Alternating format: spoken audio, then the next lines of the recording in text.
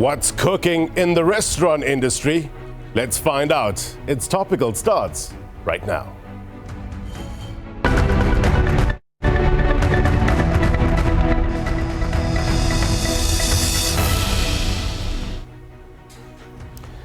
A very good evening to you, South African, those watching around the world. My name is Blaine Herman, and this is It's Topical. Our digital audience with us tonight, popping up on your screen. It's good to have them. They will weigh in terms of some of their burning questions for our guests in a short while. It's cold out there, yeah? Heavy snowfalls in parts of the country. It can be beautiful. We'll show you those pictures, but it can also be destructive, right? We've heard many travelers spend many hours on the road, huddled up in their cars. Keep locked onto SABC News, both radio and television, for the latest on the relief efforts during this cold snap. Now, on the flip side, one sector where things are really heating up is the restaurant industry. A multi-disciplinary team of Department of Employment and Labour inspectors led an integrated national blitz of the hospitality sector, targeting restaurants. Why? Well, the Department of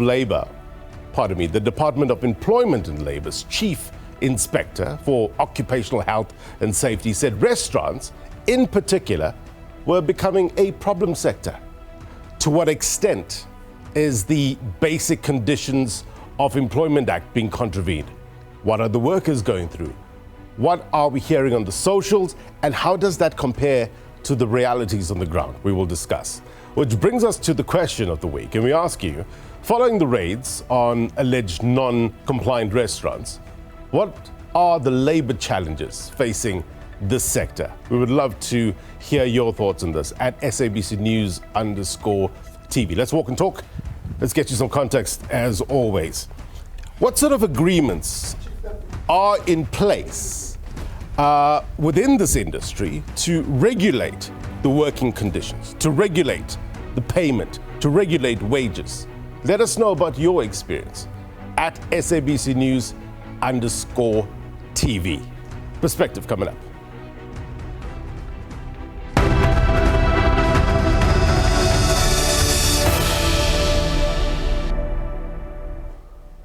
All right, let's get you some context. As always, we turn to the magic wall, what we know and why it matters. My guest tonight, SABC specialist researcher Viwe Mlenzana joins me now live. Good to have your better mind on the show, as always, sir. I want to talk about this, the Basic Conditions of Employment Act. Give us an overview. Well, good evening to you, Blaine, and good evening to the viewers. So basically, this law came into being in 1997. So basically what it looked at the number of the working time that an employee should work. And then it also gives guidelines as to what employers should do in order to protect some of these rights that are given here. The number of hours that you work, right. Section 9 of the Basic Conditions of Employment Act specifically speak about working 45 hours per week, which is about 9 hours per day. Right. But if we look in terms of different industries, some of them, they would say maybe work 12 hours, but they structure it in such a way that it still complies with the Basic Conditions of Employment Act. Right. However, when it comes to the issue of restaurants and how the issues have come to be, there's a number of issues that are being flouted there. One of them is that some of the employees, some of the complaints that are coming is that those workers, they are forced to work overtime. Yes. Sometimes that overtime is not paid. Number two, they are forced to work, have to buy the uniform by themselves. And again, that's not legal. But also another point when it comes to Basic Conditions of Employment Act is to ensure that the employer also finds a right way to express some of the provisions that are there on the law in practice. You spoke about the uniforms. What if there is a collective agreement within the restaurant itself, that everybody agrees, okay, we'll spend some money on uniforms, deposit on breakages, etc.? Would that not be sufficient? Well, of course, many sectors have got their own bargaining councils. And for instance, before I can answer your question, some of them are saying they're not being paid the basic minimum wage. But if you investigate and read what is some of the agreements in the bargaining council, some workers agree to work on commission. Right. But there is a condition there that that commission that they're getting paid must at the end of the day meet the basic minimum wage. So what does it mean, Blaine? It means that if an employer realizes that upon the certain time when they have to pay an employee, but the amount that they are paying is not sufficient, they have to top it up. That's what the law says. Talk to us about, you touched on it, the working hours in terms of, everybody has different hours, but in terms of the law, what's the standard, what's the rights?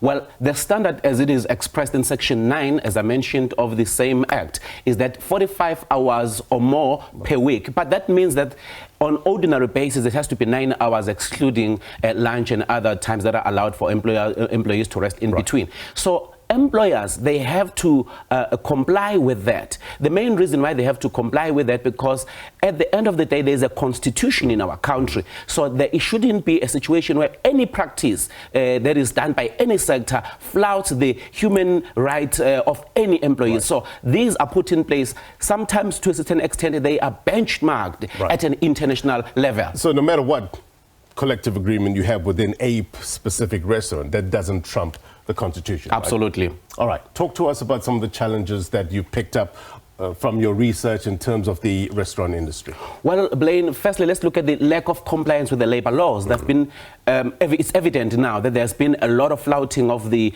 labor laws. Some of them, as I mentioned, they're not paying the unemployment insurance fund for the workers, one. Two, you would find out that some of the employees are not being paid minimum wage. And also, if you look in terms of the number of hours that they are made to work and not getting paid overtime and so forth. Now, and also in terms of labor exploitation, we know, Blaine, that the situation economically is very challenging, both for South Africans and for those who are within the country who are not necessarily South Africans. So now, if the employers are setting the employees against each other in terms of allowing a space where there would be people who are coming and they are willing to accept less than what is provided by the law, that is not good, because now it put employees who are South Africans against those who are non-South Africans but who are here in the country who also deserve to work. But then you find out that there's a labor exploitation there, because they then go for those whom they know that sometimes they are not properly documented. But also, when it comes to the minimum wage, there's a lot of underpayment, there's a lot of unstructured remuneration. The Bargaining Council, if you read it in terms of this sector, it does provide that everything, that there could be some institutions, establishments that would pay according to commission. But as I mentioned earlier, that commission must meet the basic minimum wage at the end of the day. In terms of paying, go on. And also the unsafe working conditions. It has been also obvious that some of the environment under which the employees are working, seriously, it puts their lives in danger, and sometimes there's not even a proper registration of those employees with the compensation fund. Right. We're going to touch on that with our guests as well. I just want to get a sense of your understanding about the minimum wage and the various ways it's paid. Talk to us about that, and how are people getting around this in terms of the minimum wage? What is it? 27, just over 27 rand, right? Sure, it's just over 27 rand per hour. That altogether per month, you're looking at something like 4,700 to about 5,200 per month. So if the agreement between an employer and an employee is that it's commission based, so that should exclude tips, which is another issue that has come into the forum. People who are saying, even those tips are being taken by the employers. So I believe that is something where there has to be a good working condition between the Restaurants Association, those together with their members, together with the Department of Labor, so that when it comes to the payment agreements, there is this synergy, Blaine, that says if it's basic commission that we pay, but it must never be below that 27 rand per hour, excluding the tips that the patrons they give as appreciation for the service, which should not in any way be put as a part of the that the employer just calculates as a remuneration. Another point that I want to mention is that monthly every employer is supposed to declare their workers to the Department of Labor, but some employers, they don't do it. Got the Department of Labor here. We're going to flesh that out. Thank you, sir. All right. Thank you. That was SABC News specialist researcher Viwe Mlenzana. Their context always important on It's Topical. Now, What do you have to say with regards to this? Our regular Word on the Street feature, we took the various streets of Johannesburg seeking diverse insights and perspectives on the issues and the challenges facing the hospitality industry. And this is what you had to say. Take a look. Probably after COVID, the restaurant industry maybe is having trouble with revenue and stuff like that, but it does not justify not paying your employees and having their only remuneration come from tips. I don't condone employing illegal foreigners, because a lot of South Africans also need work, so they can employ only legal foreigners and give South Africans a chance as well, because a lot of South Africans are not working currently. Coming to work, you need to pay for your transport. So if you don't get any tips for the day, what are they implying? There is they're exploiting people actually if there's no basic salary. If they need to retrench people, let them do that. It's really unfair for someone to leave their house, go to work in hopes to get a tip, you know, because not everybody is going to give someone tips, and now it's now people working under pressure. Most of these waiters here in Sandton, you understand, they stay in Alex, Deep Sloot, all around Sandton, you understand. And these people cash taxes to come to work, you understand. They have to pay taxi and all of those things. So what happens if they don't get tips and they have kids? I think as a government, and as with the laws especially, they should find ways to help the economy grow better and then allow the restaurants to grow, because once the restaurant grows, the waiters grow, and the employees grow with the restaurant. Yeah, I think they need to govern it better. They need to inspect restaurants and make sure that people are compliant.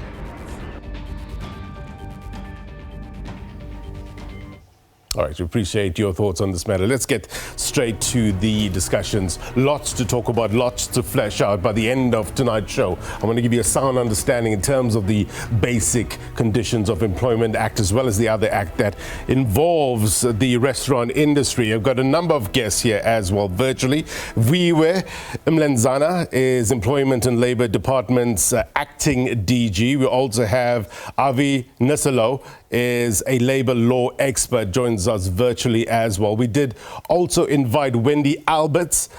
She's from the Restaurants Association of South Africa, CEO. She's running a bit late. Hopefully we can get her on the line and get her into the conversation. Thank you, everybody. Our digital audience with us tonight as well. If you, as per normal, if you have any questions, any comments, please raise your virtual hand. I'll do my very best to get you onto the program and get your thoughts. Viwe, maybe I can start with you with regards to this national blitz that was taking place this week, inspection blitz in the hospitality sector. What were the main violations that you picked up? No, thank you very much. Thanks for having us in your show, and good evening to my fellow panelists. I think perhaps maybe I would like to start off by indicating that the hospitality industry is a great employer in our country. It employs people in big numbers. Of course, we do acknowledge their contribution in terms of job creation. Having said that, we are obviously of the view that most like the rest of the sectors, this sector must also comply with our labor laws. So yes, you are correct. In the past week, we had focused our inspections in this particular sector. That is not to say that we have not necessarily in the past or in the recent past been looking at other sectors as well. But specifically, the issues that have come up, which are of concern to us, and I think for the rest of the country, is the fact that generally our labor laws are being flouted. Whether you are looking at it from a basic conditions of employment, whether you're looking at it from a minimum wage perspective, or health and safety, or people contributing towards the UIF or the compensation fund, we have found all of those issues. Give us some practical examples. Obviously, you don't have to name the restaurants, but just give us some examples or the commonalities that you found during your inspections. Well, so, you know, the first big trend that we're picking up is the fact that, you know, of the 2,000 odd restaurants that we visited this past week, 47% of them don't comply generally with all labor laws. Hang on, how many restaurants did you visit this week alone? 2,000? 2,000. That's nationally? Nationally, yes, Right. except for Northern Cape. So the general trend really, it's about people not being paid the minimum wage. Right. So meaning which, and I must say that in this particular sector, there is a bargaining council that has set, sort of what the wage should be. And we have found that in many instances that the employers are not complying with that. So that's a major, major concern. Secondly, we also picked up that there are unsafe working conditions in these particular establishments. Avi, let's bring you into the conversation. And in terms of so-called commission workers, how does that relate to the Minimum Wage Act? What's the variables in terms of payment here? Thank you, Blaine. So the National Minimum Wage Act does not exclude commission or payments like that from the calculation of whether a person is in fact being paid the minimum wage. So employees have to earn, as you said earlier, 27 Rand and a little bit more per hour. Right. But that can be calculated in different ways. So the National Minimum Wage Act doesn't expressly deal with commission. It specifically excludes bonuses and gratuities like tips from that calculation. Right. So commission is a bit more up in the air, but the Labour Court has actually dealt with that exact point. And it did find, in a different industry, but the same point would apply here, that commission is included. So long as the person ends up earning above the minimum wage, so long as when you calculate it at the end of the month, did they in fact earn 27 Rand per hour that they worked, then they would have earned above the minimum wage by law, excluding tips. Right. I remember when I was a waiter a couple of years ago, all we had is the tips that we earned for that time. How does that work out in terms of the minimum wage? So that would not be lawful.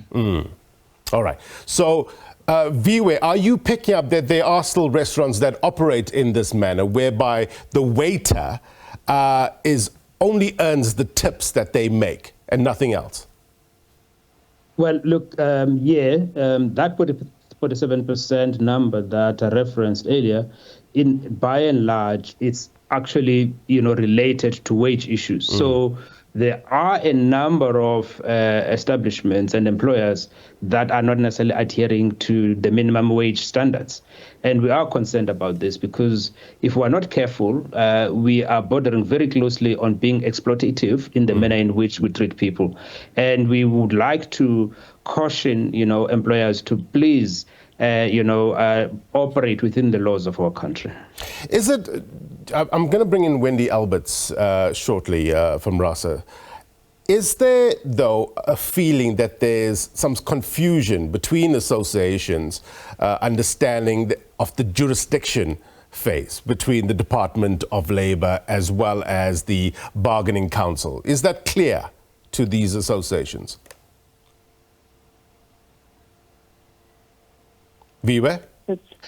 Sorry, I missed that. Sorry, just please, if you can come again. The jurisdiction between, the Department of Labour as well as the Bargaining Council, is that, clear to the associations, clear to the restaurant where they lie? Absolutely. I think there is no equivocation around that particular subject. And many restaurants subscribe to the membership, to the Bargaining Council. And in fact, in many of the inspections that we've conducted, we've been accompanied by representatives from the Bargaining Council. And in many instances than not, they have the first-hand knowledge of who is a member and who is not a member. Yeah. And generally, there is compliance in terms of membership, but people do not necessarily comply with the minimum wages that have been agreed to. And I think the emphasis here is got to be paid on the fact that employers and organized labor have agreed on these particular standards, and particularly regarding the wages, but many of them don't comply. Wendy Alberts from the Restaurant Association of South Africa, do you agree? Is that the case? Not necessarily. You know, as we've our way through these conversations over the last week, I think we need to separate these issues. You know, one, a lot of this has just been compiled together. The raids are confusing all these elements. And I think we need to separate and speak about one, business compliance. And I think absolutely hands down, the audit has been clear. The facts are on the table. No matter what business, whether you're in the restaurant industry or whether you're in any other type of industry, you need to conform to the Company Act, the Labour Act. You need to ensure that your environmental regulations, your financial records are in place. So that's a non-negotiable. And I can assure you that our industry is committed to ensuring that they do ensure good practice on that. Right. Then we have the second conversation, which is about the foreign nationals versus illegal immigrants. And I think that there's been a conversation and that there's this nonsense that people believe that our industry is full of illegal immigrants. And I think, you know, this conversation that we're unpacking with the Department of Labour really shows, you know, if the fact that we've given in the 2,000 restaurants with 47% non-compliance only due to minimum wage, then it's, again, a different conversation. Because the blitzes that we've been having has been to target whether or not our industry does have illegal immigrants or not. And I think we have to unpack this foreign national employment in our industry where they have legal permits to work within our state, and also to look at things doing better with the Department of Labour.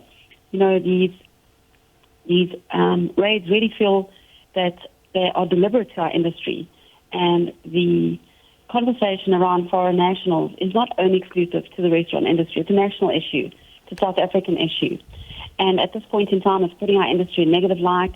Everyone is on edge. You saw the recent video footage of staff that are so fearful, that are running away, hurting themselves, etc.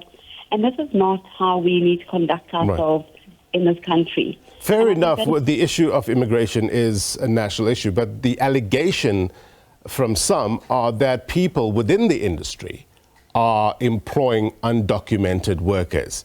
That puts the culpability directly, or at least an allegation of culpability, directly at the feet of those who are within your association. You would acknowledge that?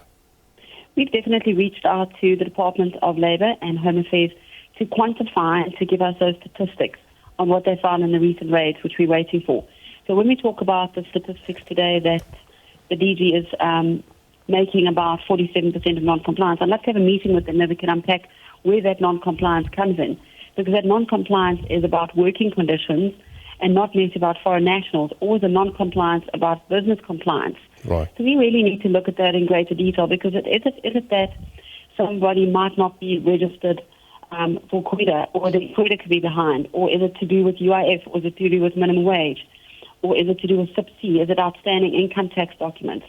So when we talk about financial records and we look at those statistics, I think we also need to be fair to our industry, and we need to say, out of those 47% on level 1 to do with minimum wage and working conditions, of that 40%, so much percentage is allocated to it, the same with the foreign nationals and the same with the business compliance.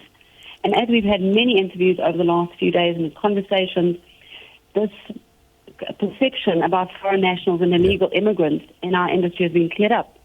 Because what we have seen is that there is very little, considering the amount of people we employ, the high turnover, and the amount of jobs we create, there was very, very little contravention in terms of complete illegal immigrants working in our industry. There might have been questions around the paperwork, which we're still trying to get the Home Affairs to ascertain whether those work permits and extensions or the waivers of the VFS or the ZEPs, what is legal parameters.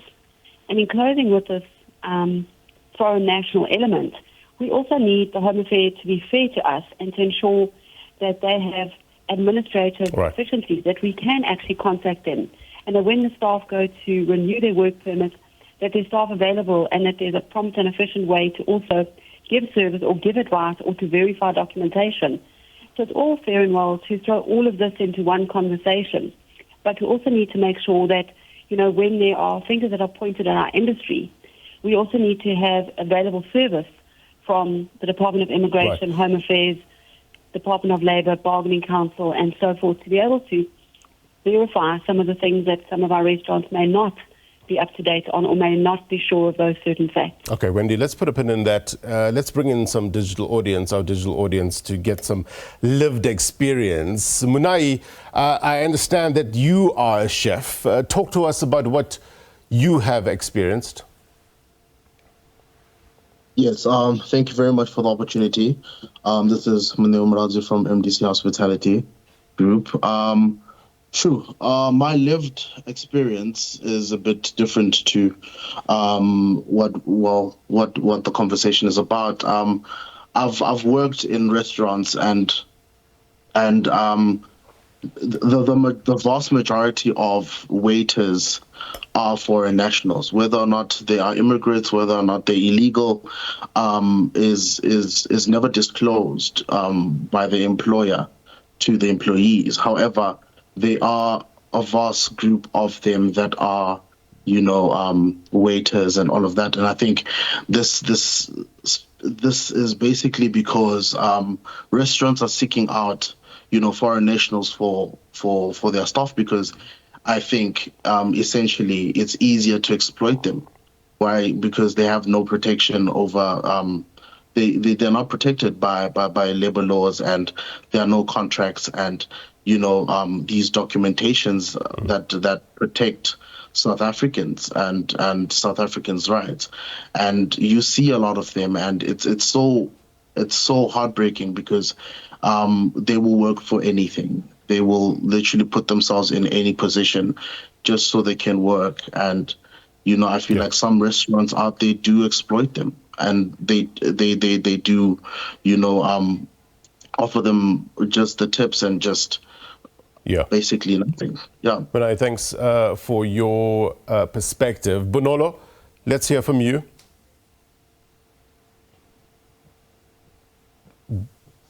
Bonolo, I see you unmuted, but I still can't hear you. We'll try to come back to you in a short while. Topical, let's hear from you. If you can unmute. Thank you very much. Thank you. Intimidation seems to have been deeply rooted in the restaurant sector, as a number of workers have succumbed to unfair treatment. As for the level of intimidation, it is also appalling. It has discouraged workers to fight for their rights. And it is further disheartening to learn that many workers in this sector do not really comprehend their rights. When you say intimidation, Topical, what do you mean? I have been doing research years back within the sector before the whole video trended last week on social media. There would be working conditions that are not fair towards waiters. If there's a very busy day within the restaurant, you wouldn't be allowed to go for a break. You wouldn't go for lunch. You would be expected to knock off late, and sometimes you wouldn't be paid for that. Right. And Wendy, let me just bring in Wendy before I go back to Avi. Wendy, with regards to the minimum wage and dealing with commission workers, if a waiter doesn't meet the minimum wage, are the owners obligated to top that up, to pay them the difference? And I think this is the same conversation we've had for a while, is that the tips are excluded from the minimum wage, and through the Bargaining Council's agreement, we are allowed to pay our staff commission, provided it is not less than the minimum wage. There's also a collective agreement that takes place amongst the staff. It does vary from restaurant to restaurant. Those conditions are different. It is whatever the collective staff agree to in terms of how the tips are dispensed, whether the tips are pooled, shared with the kitchen staff, front of house staff, when they will be paid, lunch breaks, deposit on uniforms, things like breakages, and all this is agreed collectively by the staff. So it's always concerning when we have these conversations, and I feel that there's a real subjective approach, because perhaps the collective agreement is where some people are confusing elements when a patron particularly asks a staff member, are you earning minimum wage? And the staff member will say, no, I don't, but they fail to say, look, I am earning commission. Some of the commission workers in our industry earn up to 65,000 Rand a month. And if we really had to start unpacking what the average wage is in our industry from commission, it is quite large. So it's not a minimal amount of money that's paid to the staff. We have very many happy staff that have shown great loyalty towards top restaurants that are part of the system that work. And we often find that where the challenges come in is when a new waiter joins the team and they're not entirely sure about how the collective agreement works. And I think that everybody needs to take a greater sense of responsibility to help new workers who come into our industry, or in fact anybody who just gets a job, to understand what their contractual obligations are in terms of signing an agreement. I think that's where the problem lies, isn't it? Because the new employees are not au fait with the collective agreement. But I just want to be perfectly clear so the viewers understand before I go and get a legal perspective.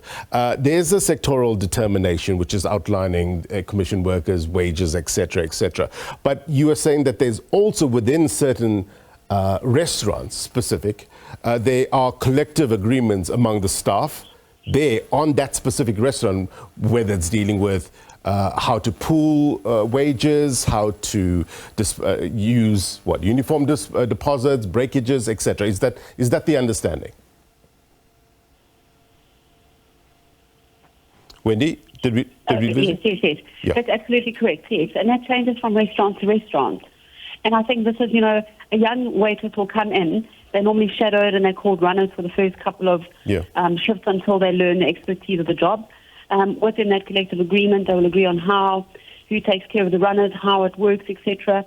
And then maybe the runner does a little bit more work and there is a large tip that's left at the table. We find that this is where the conflict comes in because that particular runner wants to take the entire tip, but the agreement is about the tip being pooled with everybody in the restaurant. Right. And we find that there's a lot of noise and a lot of confusion that goes on. They become disgruntled, and it's a very difficult job to be able to be a waiter in a restaurant. It's long hours. Yeah. And then we find that those frustrations creep in, and that's where we land up in hot water with some of the new staff that come into the industry. Right. Avi, just to be perfectly clear, despite a collective agreement among a specific or a specific restaurant, can the national minimum wage be ever waived? No, Blaine. The national minimum wage cannot be contracted out of. So there's different levels here that Wendy was alluding to correctly. So there's the national minimum wage at the top. Then there's the sectoral agreement within the restaurant industry. And then there can also be within the particular employer. So one cannot overrule one level above it. But the national minimum wage sits above everything else. Right. All right, we need to take a quick break. When we come back, we will get our digital audience take as well. We will bring in Viwe to get a sense of how the Department of Labour, Employment and Labour can work more closely as well with associations like Wendy's to get to that better place where everybody has a sound understanding of what's expected from them. Next.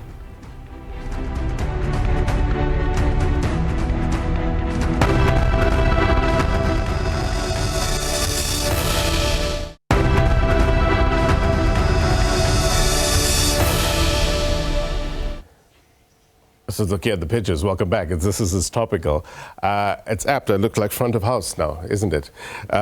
Anyway, it fits into, I guess, the topic that we're discussing. We're focusing on restaurants. What are some of the challenges? You saw this inspection blitz conducted by Employment and Labour Department. What did they find? Certain issues with regards to undocumented workers. Also allegations of not keeping to the Basic Conditions Act as well. To what extent is that the reality on the ground? What are the solutions? Let's go to our digital audience, get some of their comments. Let's speak to Tumelo first, and then Katleho. Tumelo? Good evening and greetings to my fellow panel. This doesn't really affect South Africa national countries alone, but then it affects us as South Africans as well. Because I don't know whether it's because we are being, the hospitality industry is being taken advantage of, but then a whole lot of restaurants and hotels doesn't really, I don't know how to put it, but then they don't really respect the hospitality industry as it is, because we are underpaid and our waiters and runners cannot be paid according to their tips. So it's just a problem that we have in South Africa. That's the reason why we have a whole lot of hospitality people that are getting out of the country and going to work in other countries. Yet we have restaurants and hotels in South Africa whereby we are not being paid enough. Wow. So a whole lot of chefs, a whole lot of waiters and runners are being underpaid by a whole lot of restaurants. Let me bring in Viwe. I mean, it's not only the hospitality industry, isn't it? I mean, you had close to, I'm told, 2,000 boots on the ground in a space of about 4 days. So the question is, why restaurants? Why now? Well, Blaine, in all honesty, so it's not only restaurants, it's not only now. I mean, maybe just to give you some context, I mean, in the past financial year, we've conducted about 310,000 inspections countrywide across industries. Now, the data set that is coming from that particular piece of work indicates to us where the flashpoints are. Now, the hospitality sector just happened to be one of those flashpoints that required us to give it more attention to make sure that there is better compliance. In terms of somebody, an owner, manager, who have undocumented workers in their restaurants, what is the process? What is the approach when doing these inspections? And what is the penalties if found guilty? So firstly, I mean, what we try and do when we conduct the inspections is to have an integrated approach, meaning which that we inspect from a Department of Employment and Labor compliance with labor laws. And our sister, departments come along with us, including Home Affairs, and their focus is on immigration laws. So it is in that area that particular aspect would be handled. But if I come back to labor laws, right, we do find that yes, generally there are foreign nationals that are undocumented, and of course Home Affairs has to deal with that particular aspect. Yeah. From our side, at the end of the day, employees that are at the establishment have to be properly documented, and the employer have to comply with the labor laws. That's the law of our country. Right. Let me bring in Wendy Alberts. Wendy, what do you make of the approach from the Department of Labor, these blitz inspections? How do you view their conduct? Look, I think even if the allegations are true and our employee is wrong, I think there's better ways of doing things. These rates seem so deliberate to our industry, and it's not exclusive to our industry. You can look at any other industry, and I'm sure that they've got the same type of challenges. But when we look at this, there's got to be a better way to protect our employers, protect our industry, protect the businesses, protect restaurants. And more so, I just feel at this point in time that they can't use our industry to set an example to clean up a historic mess. And I agree, there could be fault in terms of compliance, and there could be fault in terms of labour elements. But we should also be having a conversation with the Department of Immigration and the Department of Home Affairs. And I've reached out to the Minister of Home Affairs, I've reached out to Home Affairs to have this conversation to say, the way that the raids have been going seems somewhat barbaric. Surely we can do things in a better way. We can have a more mutually agreeable relationship. Innocent people are being arrested. We understand that there is a law, that there is immigration challenges. But we need to work together hand in hand, that we can minimize the stress that we're putting on the people, that we can alleviate the stress that is on our restaurant owners. And if we look at what's been happening over the last 4 days, there's just got to be a better way to approach both the Department of Home Affairs and Immigration, because this is really terrorizing our restaurant industry, and it's terrorizing staff. So when we talk about poor working conditions, we're exposing our staff in these restaurants to these raids, which is really traumatic. And I agree, if we need to get our house in order, let's consult. If we need to do things differently, let Home Affairs and the Department of Immigration be available to service, and let them help us to clear up any uncertainty that's going on. Let them help us to get our paperwork compliant and straighten out any of those confusions in terms of some of the permits. Right.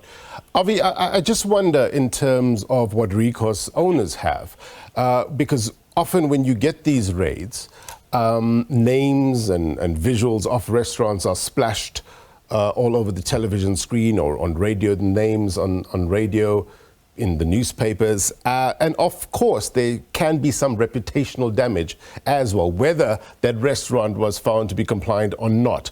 Talk to us about some of the recourse that owners have.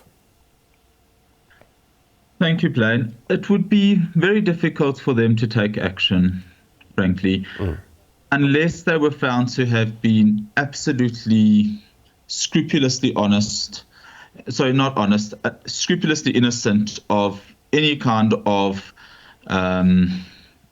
irregular actions or activities, and nonetheless were accused of having acted incorrectly, then there might be a claim for defamation potentially. But if they were found to have acted incorrectly, then frankly, the Department of Labour and Department of Home Affairs are doing their job. And same principle applies to those who go on social media and vent. Is that the same principle? People are entitled to fair public comment. So, but that has to be truthful. So you can't make defamatory remarks that are untruthful, but if they are truthful, people are entitled to do that. Right. Katleho, what do you have to say? Hi, everyone. I think I'd like to introduce two perspectives to this discussion. The first being from the person applying to work at a restaurant. Speaking from personal experience as well, most of the time you apply for this job, you barely have knowledge on the law side of things. That this is my minimum wage, this is what I can do, this is what I can take out from my pay, this is what I should not be taking out from my pay, and so forth. You go into this not having knowledge of this most of the time. Right. And considering what has been said in this show, that most of the people found to be working in restaurants, most of them are undocumented foreigners or immigrants. That's a given then, that they don't have that knowledge, meaning they're really at a disadvantage going into applying for this job. You are trusting your employer or your potential employer to have your best interest at heart, not only for the business. And the second perspective I'd like to bring into this is, this might be an extreme instance, but it is a form of human trafficking. It's exploiting someone's abilities and you're not compensating them adequately. You're overworking them. You are making them pay for things they should not be paying. You are underpaying them. And as for the Babel instance, I don't know if we're supposed to be mentioning names, but as for that instance, the lady who was speaking and venting, whether it's true or not, but she was saying they had to buy their own uniform, they had to pay out for damages out of their own pockets, only being paid through tips. I don't get how that's a standard of commission. So I think this is another instance as well of human trafficking. And I think it's important that we may look at it in that instance as well, not only for SA citizens, but also for the foreign immigrants or undocumented immigrants rather, who come this side looking for work and wanting better opportunities, and then they end up in a place where they're overworked. Obviously, they will agree to get into this because it's their only hope. And I think another instance, a third perspective I'd like to bring into this is, for South Africans who are actual South Africans and they agree to work in these working conditions, it begs the question of why would a South African agree to work in these working conditions? Then I'm guessing the answer would be, with South Africa's big unemployment rate, especially especially towards young people. If I'm desperate, if by now I'm out of university, I've studied, I have my degree, but I'm not back home, I'm far away from home, I'm living in a place where I don't know. I want to survive, and I will take this. I get your point. Avi, I mean, you understand that, right? I mean, people are, some coming fresh out of school, others have been out of school for a while, they're desperate for a job. You know the situation in this country. What sort of questions should people, though, be asking? Firstly, for them not to get the job, but just for them to be secure in terms of firstly is, can somebody work without a written contract? When do they need the contract? Give us some advice in terms of what questions people should be asking. Thank you, Blaine. So the Basic Conditions of Employment Act requires an employee to have a contract of employment.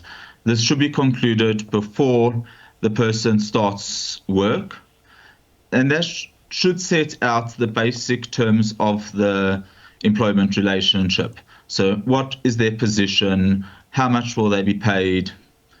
Where will they be working? Yeah. And leave, etc. Right. Is it illegal to work without a contract, a written contract? It's not. So the law requires it. It's certainly not illegal from the employee's perspective. Right. Right. Okay. Chef Flouting, what's cooking? Good evening to everyone. Talk to us about your experience. Okay, my experience, I've been a chef for 15 years, and I've employed chefs whether locally. The most important thing, it comes from the employer. When they give you a budget, that this is the type of budget that you have to go across with, and then it makes other management to cut budget and employ people who are foreign nationals to make sure that they do good on their positions to keep it and make sure that the guys that are working with them do fit in the budget at the end of the day of the employer of how much that the director of the restaurant or the hotel needs at the end of the day. And that's what makes people now start cutting corners and employing whoever that they need to employ to make sure that they stick into the budget. Right. So Thank you very much. We're fast running out of time as well. Viwe, I'm going to give you the last word. You heard what Wendy Alberts says in terms of this better working relationship between the Department of Labour as well as associations like the one that she has. Talk to us about, I'm told we've got more time, so we can continue the conversation. Talk to us about how can we better this relationship with regards to working together with associations like Wendy's. So, Blaine, it perhaps let's mention the fact that there are over 200 labor centers in our country throughout our 9 provinces, through which employers and employees can actually come and consult us if they are wanting any service that's related to the work that we do, and we'll be more than happy to assist. We do encourage, the association, if they are not sure or need clarity on any issue, we're more than happy to engage. We're more than happy to make sure that there is common understanding of obligations that employers have. We do have interactions with organized business at NEDLEC. We do have interactions with organized labor at NEDLEC. So there are fora that are established to engage on these particular aspects. So if there are people or employers that are not sure, of course, I think, we are open for business to have a discussion and provide clarity. But for me, I don't think it's a lack of understanding. I do suspect that there's a lack of will to do the right things. Do you have, say for instance, someone has a complaint, a worker, an employee, is there a hotline or some sort of way that they can remain anonymous and approach the department in terms of any complaints they have? We do have multiple channels of interaction. We do encourage members of the public. They can go to our website, and our website does provide access to these particular channels, whether it's a hotline, whether it's the Twitter or any of the different mediums that through which they can then actually anonymously talk to us. And we do invite them to engage with us. Also, just to indicate, though, Blaine, that in terms of our compliance approach, we do have what we refer to as a proactive compliance approach, which is the work that we do behind the scenes, and then reactive. And the reactive compliance and enforcement is based on feedback and information that we gather from the public. So hence we do want to work together with the public. Right. We have about 2,000 inspectors countrywide. Is it enough capacity? Definitely not. We are working to increase that particular capacity to ensure that we drive compliance and improve compliance and better working conditions for the workers of our country. Proactive and reactive. There's space for both. I think the former should get the more spotlight in order to nip things in the bud. Wendy, I wonder if your association has a branch or a desk that goes out and tries to get ahead of certain issues in terms of these various restaurants, be proactive in terms of picking up these issues. Do you? Look, we're very happy to dispense information, and I think there's a couple of things in this conversation that need to be highlighted. I think firstly, the employees need to educate themselves. They need to understand their rights. They need to understand their contractual obligations. They can't negate on that and put it back onto the industry to say that they've got poor working conditions if they don't really understand what their duties and their responsibilities are. They also need to know what their recourse is, and they need to use the correct channels to seek relief. So if they feel that they're a victim of unfair labour practice, or they're not sure about what their minimum working conditions are, I know that the Department of Labour has got an array of information that is well published on all their websites. So has the Bargaining Council, and they need to seek that relief at the Bargaining Council or the Department of Labour. In terms of the conversation that we're obviously having with the DG, I would love to unpack what those 47% of non-compliance is. I need to understand, is it a environmental regulation that maybe our restaurants are not following, or is it a financial record, or is it an infringement on the labour law? I'd love for that information to be brought to us so that we can dispense information through our database to be able to ensure that those restaurant owners know what they are falling short on, that we can ensure to be compliant. Right. Then I think the next point that I want to make is really, in terms of the raids, we've really reached out to the Minister of Home Affairs to say, look, let's do things better. We are committed to ensuring that our workforce has legitimacy and that we are doing everything we can to ensure lawful employment practices. We are responsible, we are formal businesses, we're established businesses, and we don't want to be dealt with in this light. I do believe that we deserve respect, and that as we move through these potential infringements, as the Department of Labour said, let's work closer together, that we can be educated and that we can move through this. And the same thing with the conversation in closure with the foreign nationals. I think this is a broader issue, and I think that people need to be very careful when they define whether it is foreign nationals or legal immigrants. People have worked in our industry, they've committed, they've built into our industry as well, and they have the legal paperwork to be there. Right. And I think these are just good conversations we've had today in moving forward.